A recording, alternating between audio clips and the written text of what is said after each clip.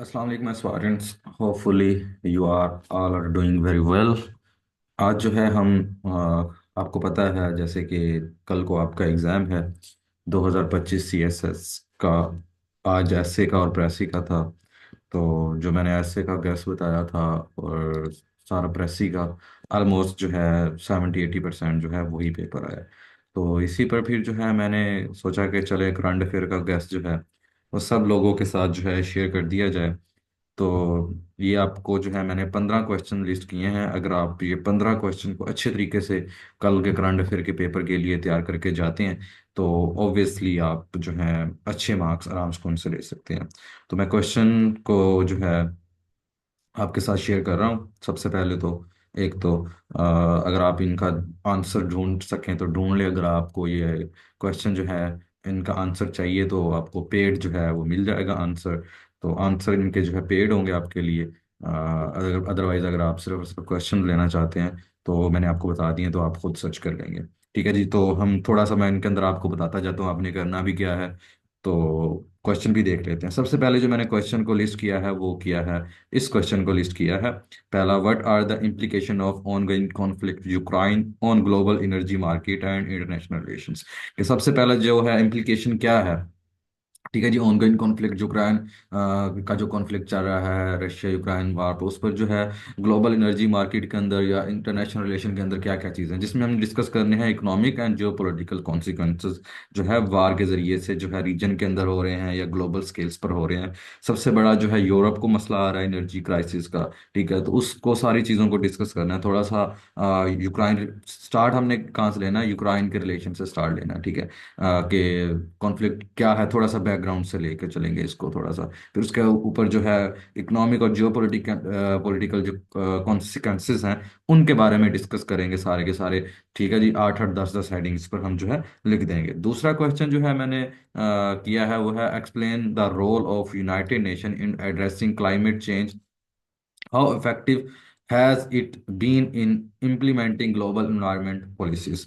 ठीक है जी। कि यूनाइटेड नेशन का जो है क्लाइमेट चेंज के हवाले से क्या रोल है। ठीक है जी। और कैसे इम्प्लीमेंट कर रहा है ग्लोबल जो इन्वायरमेंट चेंज पॉलिसी बनाई जा रही है उसके अंदर कैसे कैसे हो रहा है। तो सबसे पहले हम जो भी रोल है यूनाइटेड नेशन का उसके बारे में डिस्कस करेंगे। ठीक है जी। 5-6 हेडिंग उस पर आ जाएंगी। फिर उसके बाद जो इम्प्लीमेंटेशन है ग्लोबल इन्वायरमेंट पॉलिसीज का, कौन कौन सी पॉलिसीज जो हैं उनके बारे में वन बाय वन डिस्कस करेंगे। तो इस तरीके से आपके अच्छे मार्क्स आ जाएंगे। 18-19 मार्क्स इसके अंदर आप आराम से उनसे ले लेंगे।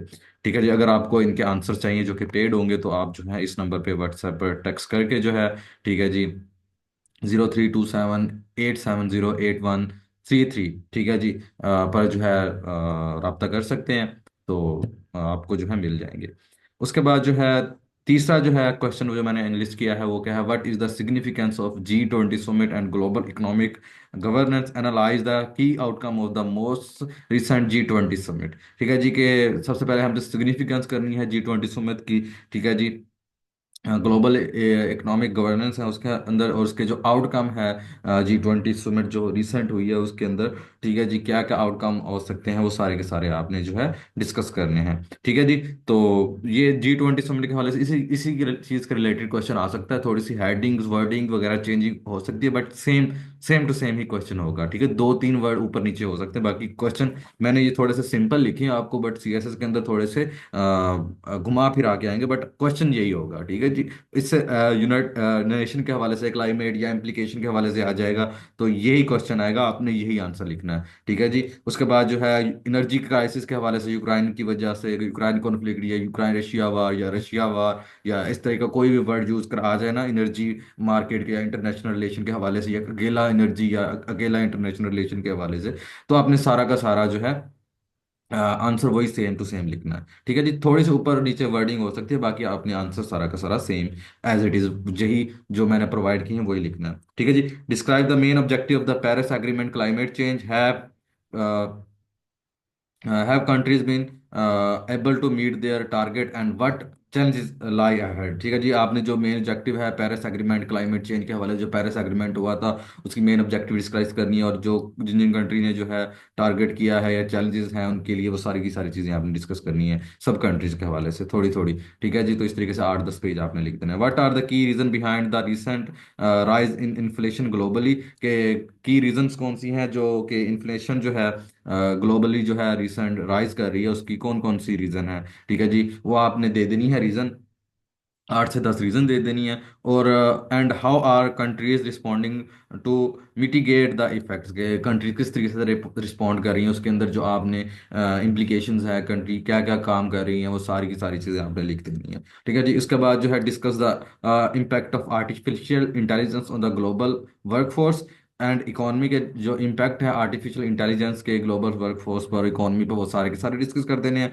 What are the challenges and opportunities does AI present in the coming year, के क्या अपॉर्चुनिटीज और चैलेंजेस हैं। ठीक है जी, वो आपने सारी की सारी चीज़ डिस्कस कर देनी है। What is the belt and road initiative, के BRI क्या है, उसकी थोड़ी सी एक्सप्लेनेशन देनी है। उसके बाद how has it reshaped globally trade and geopolitical, particularly between China and other major countries, ये किस तरीके से आपने इसने रीशेप किया है ग्लोबल ट्रेड के अंदर, जियोपॉलिटिक्स के अंदर, और पार्टिकुलरली आपने जो है चाइना और दूसरे मेजर इकोनॉमिक्स जो है उनके बारे में डिस्कस करना है। इसमें थोड़ा सा आप जो है आई मैक है उसके बारे में भी डिस्कस कर देंगे, थोड़ा सा CPAC भी इसके अंदर ले आएंगे, बाकी चीज़ें आएंगे। बाकी आपको, अगर आप इसके आंसर्स लेना चाहते हैं, आप खुद मेहनत नहीं करना चाहते, आपको पकी पकाई खीर चाहिए, तो वो आप पेड आप ले भी सकते हैं।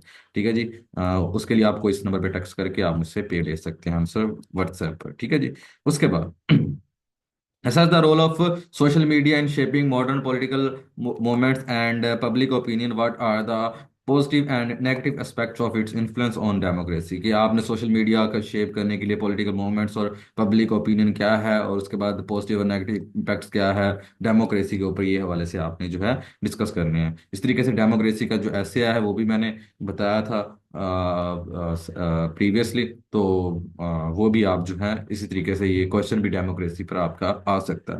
What is the significance of the Ibrahim accord, के इब्राहिम अकॉर्ड जो है उसके क्या सिग्निफिकेंस हैं। हाउ डज हाउ है has the normalization of relation between Israel Arab nation affected the Middle East political landscape, Israel का रिलेशन और Arab nation के रिलेशन को किस तरीके से जो है मिडल ईस्ट की पॉलिटिक्स को जो है इफेक्ट किया है, नॉर्मलाइज किया है रिलेशन को, वो सारी चीजें आपने इधर एक्सप्लेन करनी है।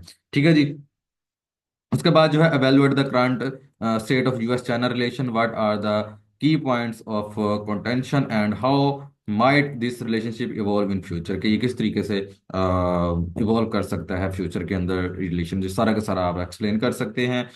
US चाइना रिलेशन के हवाले से ये भी क्वेश्चन आ सकता है। उसके बाद जो है discuss the role of women in the global economy.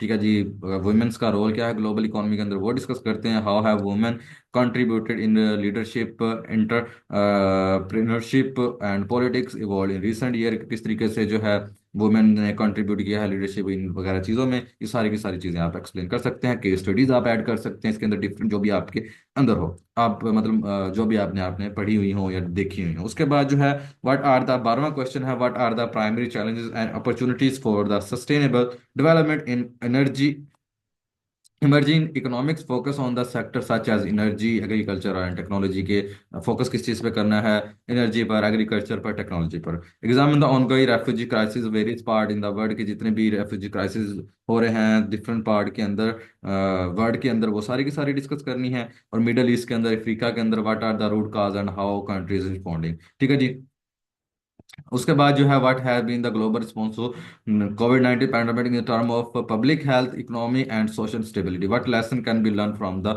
Future global health crisis.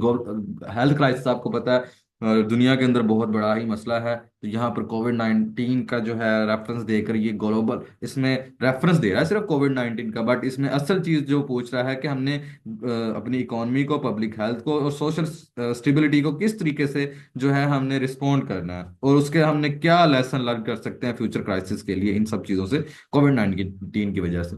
ठीक है जी, थोड़ा सा पुराना कोविड-19 है, बट ये क्वेश्चन अभी भी आ सकता है। उसके बाद जो है analyse the impact of recent advancement in the space exploration such as mission to Mars the moon, the private space travel companies, how does these development shape global cooperation and competition in space. ठीक है, space के हवाले से भी जो भी अभी मसले मसाइल चल रहे हैं, जो कंपटीशन चल रहा है, उसके बारे में सारी चीज़ें, क्वेश्चन वगैरह पूछा जा सकता है।